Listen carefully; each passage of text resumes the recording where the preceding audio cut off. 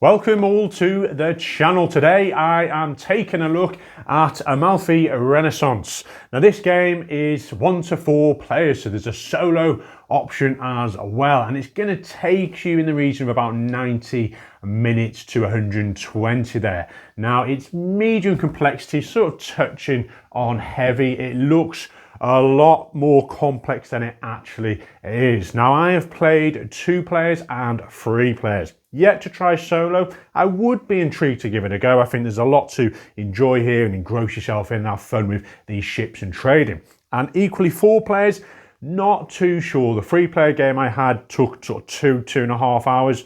And it was a teach as well. Whereas the 2-player games I've had have been a lot quicker. They've been sort of 60 minutes to 90 minutes. So 4 players, unsure. So there is potential for AP in this game, and that will make sense as I sort of go through what is happening.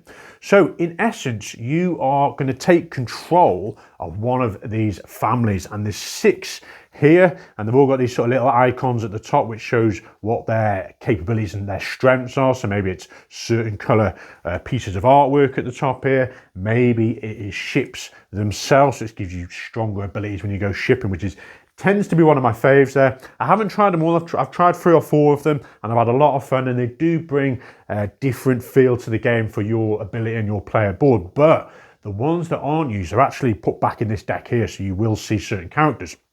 Now you will choose a family, and your family is aiming to go to this part of the world, Italy, and you are sending your ships out, your merchants, and you're trying to acquire various pieces of artwork, and you'll score your points through that. You're trying to typically attain resources, and these resources will be held up here. You'll spend those resources to, as I say, get artwork. You'll maybe go and venture out to different destinations, and you can get a few points that way. You're trying to achieve these targets here, these title tiles are known as, and they'll give you a host of points depending on the conditions.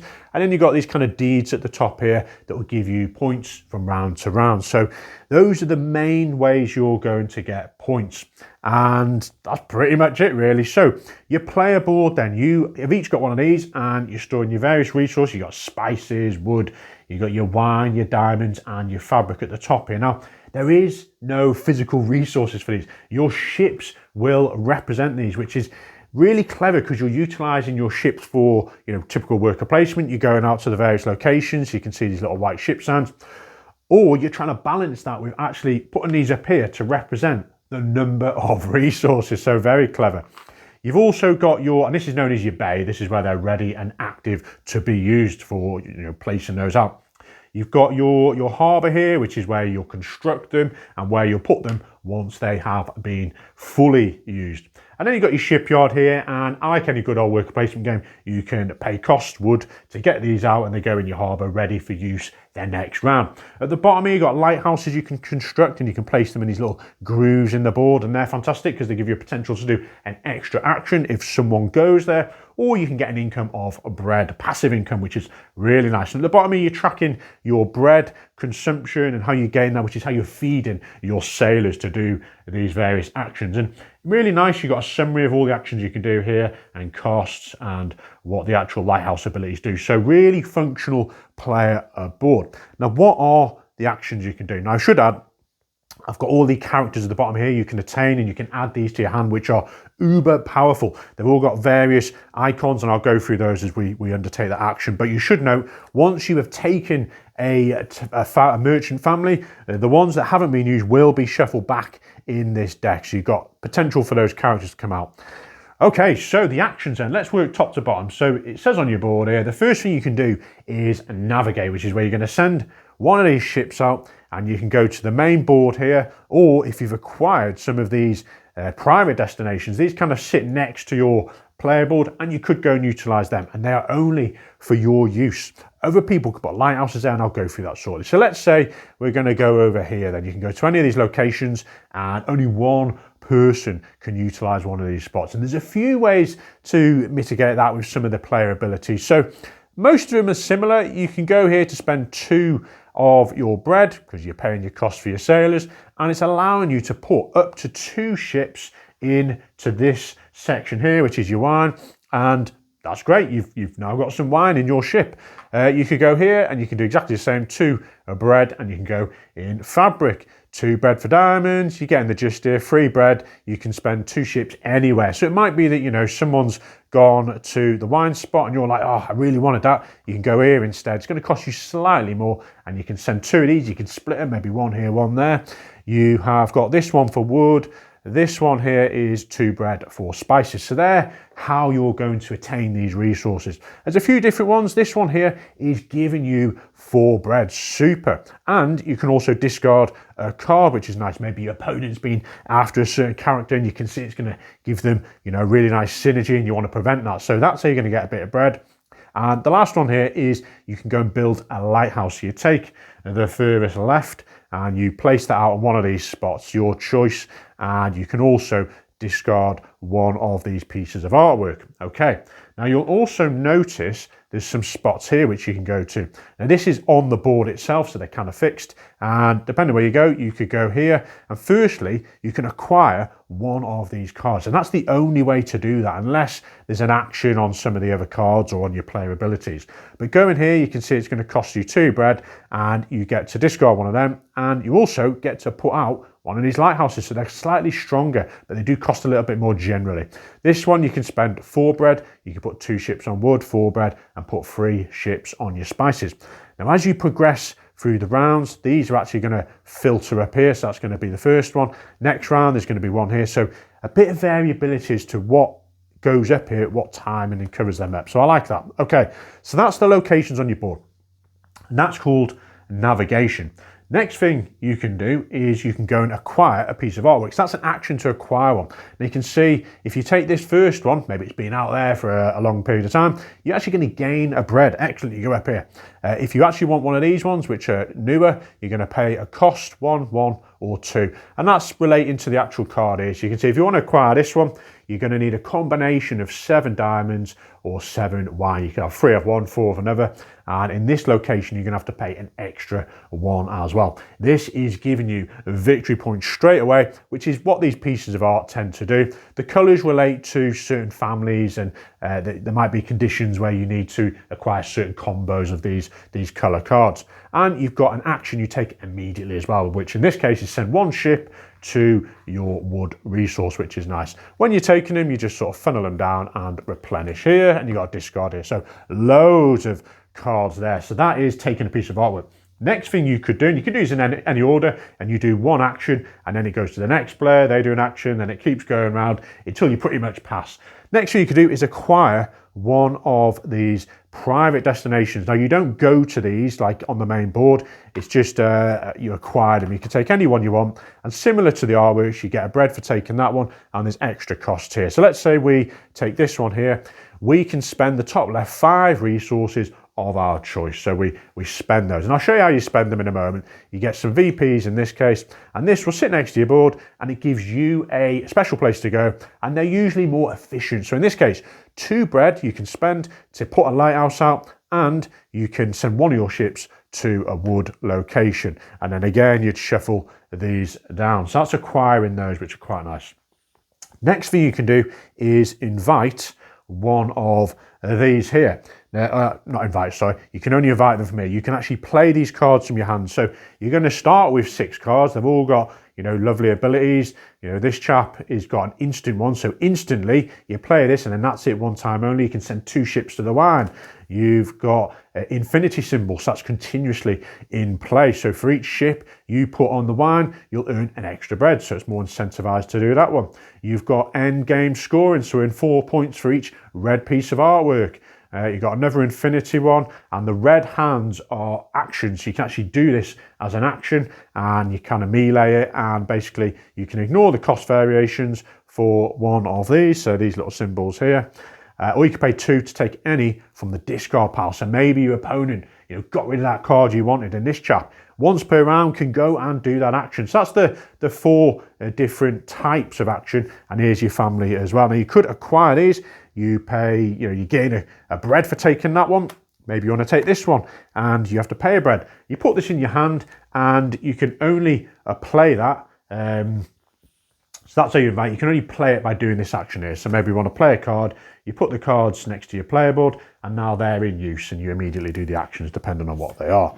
So just to summarize that, then you acquire the cards by going to these symbols here, and you do an action to play them from your hand. The next symbol is this red one, which I've just sort of demonstrated. That was doing an action from your hands. So let's say you have got this card here, you've already placed it out. You can, turn it sideways to say you're going to do that action. And at the end of the round, they go back as well. So you have, one use each round. And those symbols are around the board sometimes. You can see on your player board, there's a couple here. So when you unlock that ability, you can then flip it. So timing is key.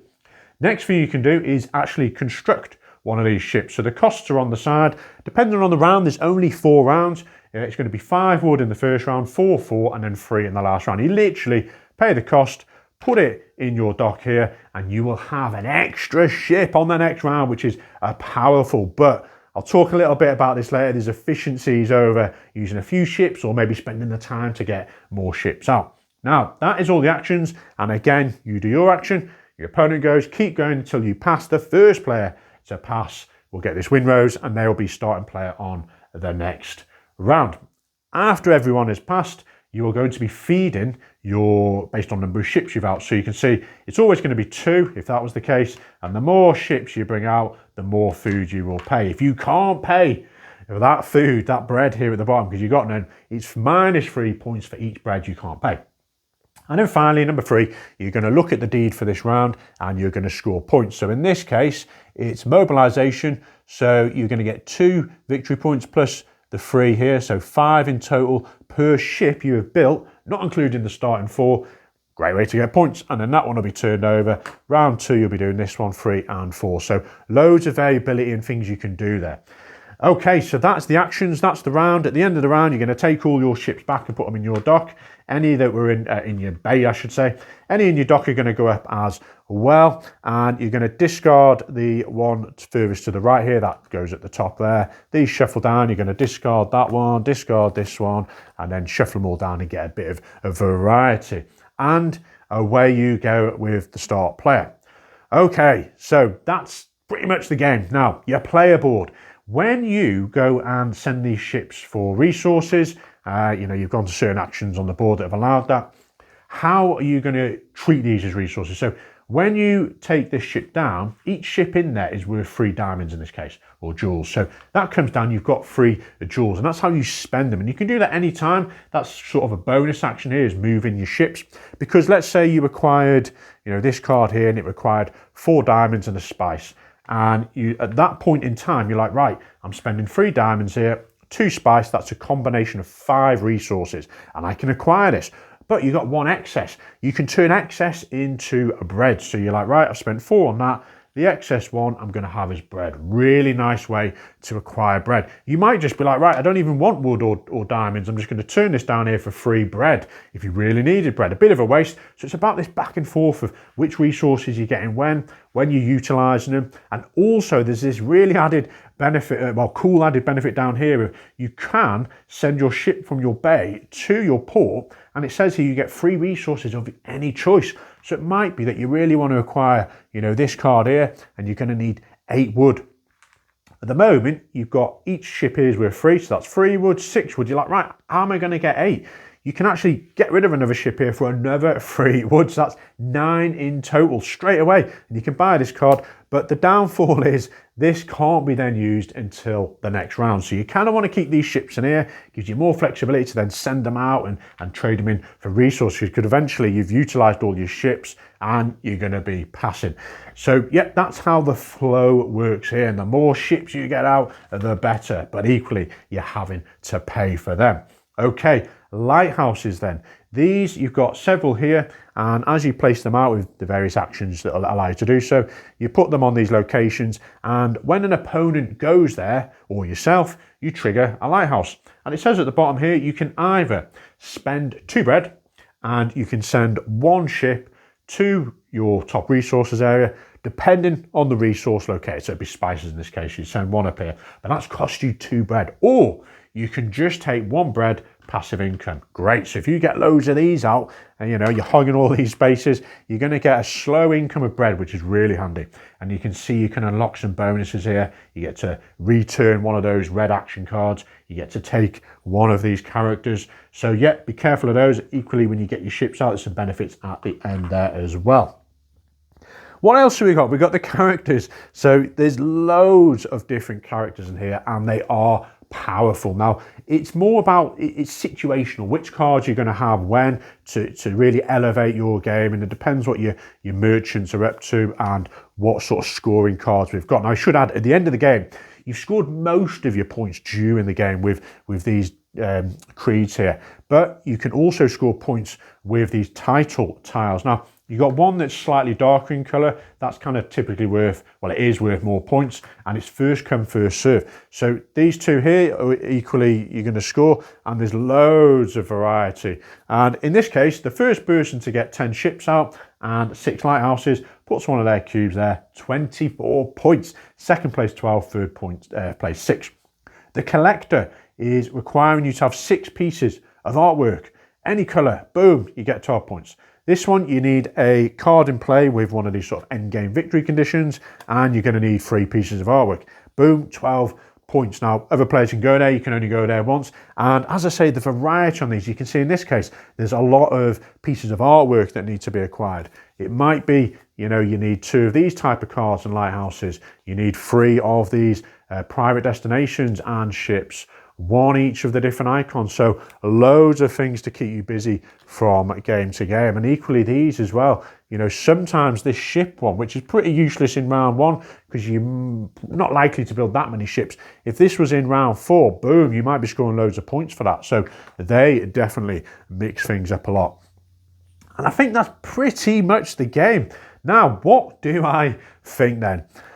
I was very unsure about the look of this game. The artwork wasn't my go-to, this sort of, old Renaissance type vibe. And I thought, we're going to give it a go. I've heard good things, and it's been a delight, folks, an absolute pleasure. And it's mainly the mechanics that have made this game for me. The flow of these ships and the streamlined nature of the efficiency. You're not handling many resources, just like, right, up here, spend that, do this, acquire that. And I love that, and the theme and the artwork have grown on me over these plays. It's actually really romantic looking and works well with the whole essence of what you're trying to achieve here. So at first impressions, wasn't a big fan, but now it just all comes together lovely as this package. And touching on the mechanics then, so it's just all functional. You've got your resources, you turn them, your ships into those. You've got really simple things to go and do. You go here, it's obvious, you spend bread, you move ships up here for resources. But it all just congregates into super play of timing and how you're trying to get the most of these ships and get added benefits, because you can send this down here, you then be able to acquire, a location. That location gives you, a strong ability. Some of them allow you to get lots of bread. So this one, for example, you can send 2 ships to that location and you just gain free bread, which is amazing. If you can get a bit of a bread engine on the go, it just gives you capabilities rather than having to go, to this location, which could be hogged by players. You then have these characters, and the variety is crazy.